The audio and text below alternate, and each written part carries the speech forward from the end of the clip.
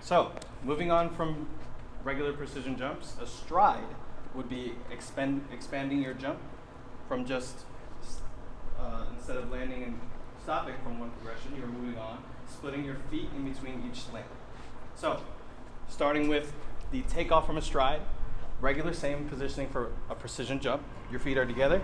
You want to make sure you're still bending at the knees, you're keeping your chest up, and you're exploding through the progression, through the movement.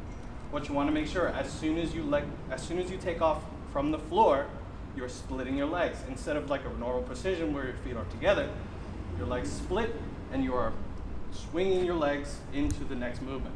So starting with just the takeoff from your positioning where you are. Striding, same takeoff as a regular precision. The only difference is as you take off, your feet leave the ground and you are splitting your legs. What it should look like, you're going to take off, split your legs in the air. Just for now, working on the takeoff, landing on one foot, you are trying to reach the next line in front of you. 1 foot landing, stop where you are. Should look like this. Now, all you need to do is that takeoff, landing on 1 foot, and you may go back to your positioning in the line. Where do your arms go? This way or down and up? So, as you start your takeoff, you bend your knees and your arms are expanding up as you go up into your jump. Perfect. So, from your standing, taking off, trying to reach the next line. Ready? Go. Very good. Go back to the purple. Now, as you notice, your takeoff, as you take off with both feet, very explosive movement. Your back leg immediately kicks back because it's the leg that's going to be swinging. Your front leg stays and is the one that's planted in front of you. As you're taking off, your back leg kicks back, and this whole range of motion is what you're going to use to swing into your stride.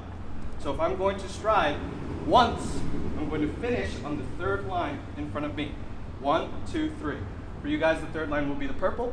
You're going to, after your takeoff, when you land, your back leg is going to swing, and you're going to bring your arms up, feet together into your landing. Landing, coming down at your landing in a nice comfortable squat on the balls of your feet. Try not to go past 90 degrees when you land. So, one stride should look like this. Taking off, 1 foot, 2 feet. 2, 1, 2. Nice comfortable landing, sitting straight up. So, adding on to the takeoff. Add that swing leg. You do not need to reach the third line. I want you to swing your leg, feel the height, and sink into your landing as far as you can go. From the first one into the next stride, landing on 2 feet. Ready? Go. Very nice. Now, back to your position at the purple line. Now, positioning in the stride in the air is very important. The higher you go in your stride, the higher you swing your leg, the easier it is to come down into your landing.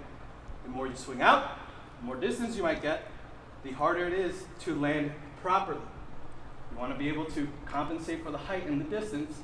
Make sure that you're getting enough height so you sink in very comfortably into your landing. You want to be able to hold your landing for at least 3 seconds, stand right up.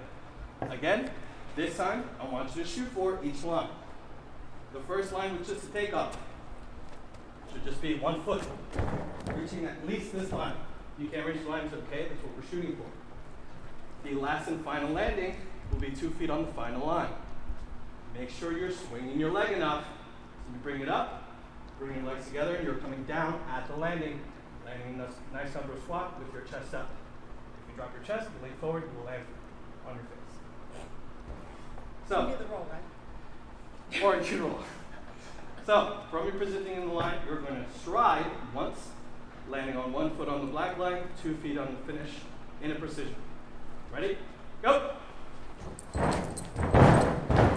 Very nice.